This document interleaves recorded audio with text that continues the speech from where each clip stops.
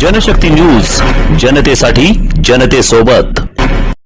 बोलो। जय हिंद। सर्व चालकांना माहीत आहे आपले रिक्षा चालकांवर जे संकट आलेलं आहे, जे LPG ची कमतरता आहे, त्याविषयी वाहतूक संघटना संयुक्त महासंघाने सातत्याने पाठपुरावा केला आणि या पाठपुराव्यानंतर महासंघाला असं जाणून झालेलं आहे की महासंघ एकट्याचे हे लढा नाही, हे पूर्ण महाराष्ट्राचा आणि पूर्ण देशाचा हे लढा आहे आणि या लढ्याला मोठ्या प्रमाणात लढण्यासाठी आज पूर्ण संघटनाने सोलापूर जिल्ह्यात जेवढेही संघटना आहे ते सर्व संघटनाच्या माध्यमातून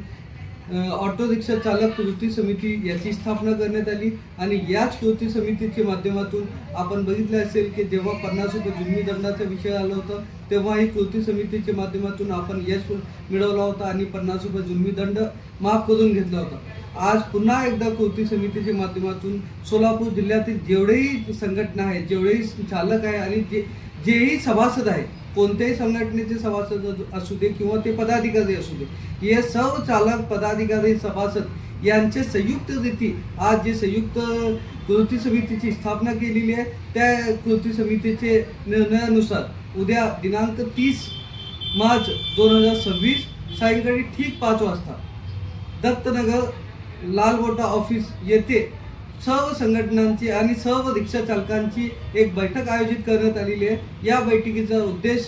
LPGची कमतरता कसे दूर करावे, LPGचे दर जे दिवसेंदिवस वाढत आहे त्याला कसं कमी करावे आणि याच्या उपाययोजना काय करावे, यासाठी आपण सर्व चालकांची सूचना आणि सर्व संघटनांचे अध्यक्षांचे आणि त्यांचे पदाधिकाऱ्यांची सूचना